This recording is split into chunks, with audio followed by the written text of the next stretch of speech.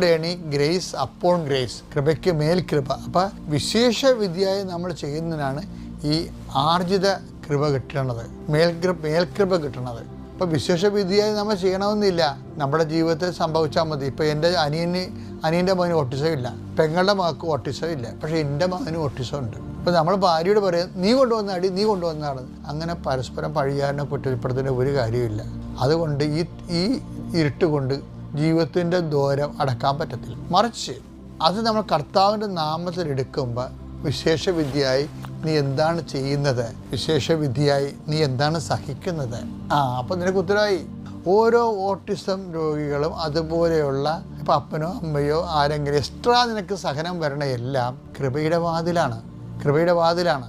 അപ്പം നിങ്ങൾ ചോദിക്കും ഈ കൃപ എന്തിനാ, എനിക്ക് വെട്ടിപ്പുഴുക്ക് തിന്നാനാണെന്ന് വിചാരിക്കുക. അങ്ങനെ ചോദ്യം കുഴപ്പമില്ല. കൃപയുടെ വില അറിയാൻ മേലാത്തവരെ കാര്യം എൻ്റെ മക്കളെ, ഇതിൻ്റെ